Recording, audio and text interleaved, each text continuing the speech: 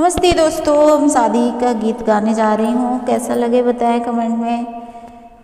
अरे थार भरल सीताया छत चंदन डीबा भरल बाटे पान शिव पूजे चालेली गौरी भवानी हो नित उठी गौरी गणेश।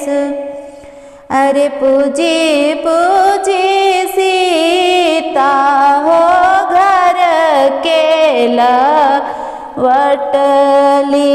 हो आई फुलावरिया भैली ठाड़। अरे वही फुलावरिया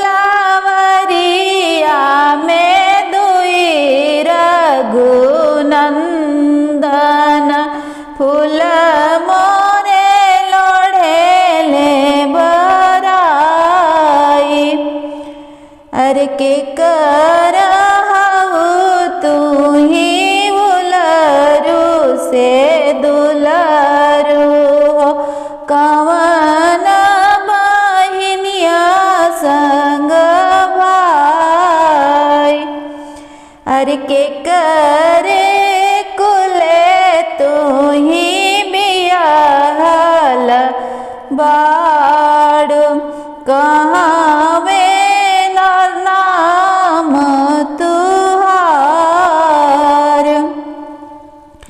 अरे के करे हऊ तू ही उलरी से दुलरी कवन भैया के बहिन। अरे के करे कुले तू ही बिया हल बाड़ू हो कोई के कांत तुहार। अरे राजा जनक जी के उलरी से दुलरी हो अपने भैया के बहिन।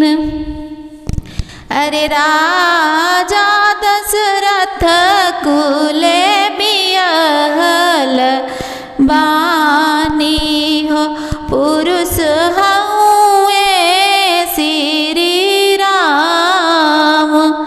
अरे राजा दशरथ जी के उलरी से दुलरी हो अपने बहिनी जेठ भाई। अरे राजा जनक घर बियाहल बानी हो जनकपुरा भैली ससुरार। अरे उहाँ से सीता हो घर चली आईली भैली चौकटवा दैले खाड़। हंसी बात पूछेली सुनना सुन बेटी बचन हमार। अरे कहाँ वाला गवलू बेटी ठीक दोपहरिया कहाँ वारंगवलू बत्ती सदात। अरे गिरी